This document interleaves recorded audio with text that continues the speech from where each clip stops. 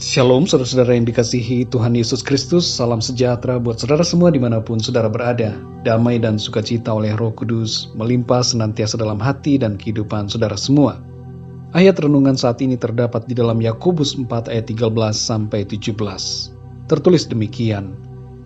Jadi sekarang, hai kamu yang berkata, hari ini atau besok kami berangkat ke kota Anu, dan di sana kami akan tinggal setahun dan berdagang serta mendapat untung.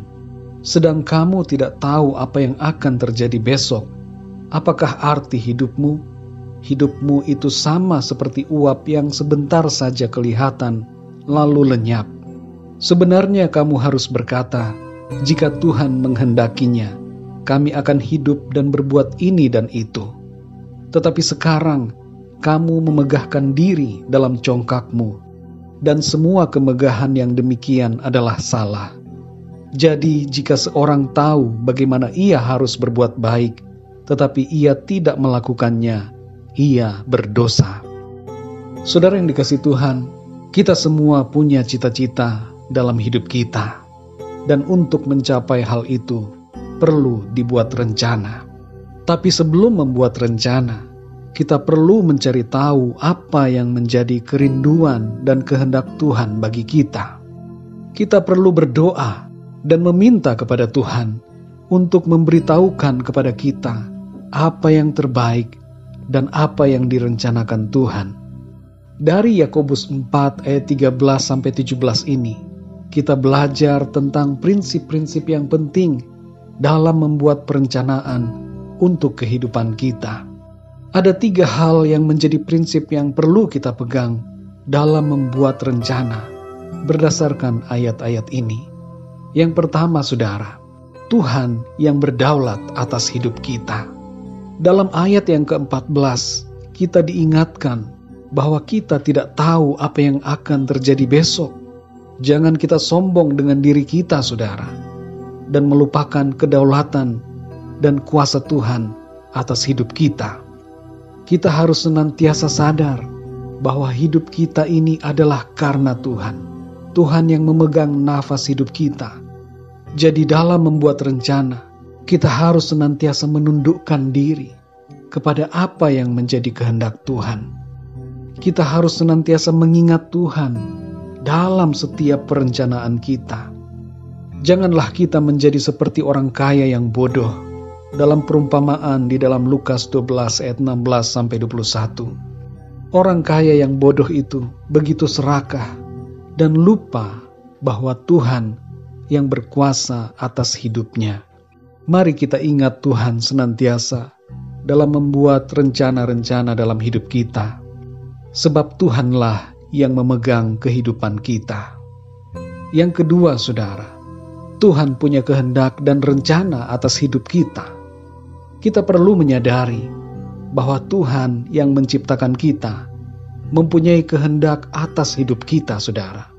Kehendak Tuhan itu sesuai dengan rencananya bagi kita. Keberadaan kita di dunia ini mempunyai suatu tujuan yang telah ditetapkan oleh Tuhan. Secara umum kita diciptakan untuk kemuliaan Tuhan. Dan secara khusus kita punya talenta dan karunia-karunia yang unik yang Tuhan berikan untuk maksud yang telah Ia tetapkan bagi kita. Dalam ayat yang ke-15, kita perhatikan bahwa kita perlu menyadari akan adanya kehendak Tuhan atas hidup kita. Kita harus menyelaraskan rencana kita dengan kehendak Tuhan. Rencana apapun dalam kehidupan kita, kita harus bawa itu dan serahkan itu, serta tundukkan itu di bawah kehendak Tuhan. Yang ketiga, saudara, Tuhan yang menjadi kemegahan kita. Mudah sekali bagi kita, saudara, untuk terjebak dalam kecongkakan oleh karena kita merasa sudah memiliki kuasa, jabatan, atau kekayaan.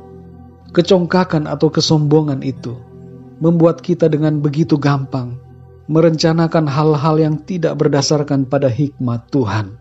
Pada ayat yang ke-16 kita diingatkan bahwa kecongkakan dalam perencanaan tanpa melibatkan Tuhan adalah tindakan yang salah.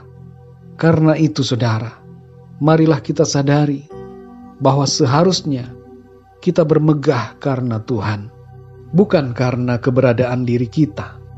Tuhanlah yang seharusnya menjadi kemegahan kita. Kalau kita mau bermegah, hendaklah kita bermegah karena Kristus. Saudara yang dikasihi Tuhan, mari kita renungkan bagaimana keadaan diri kita masing-masing.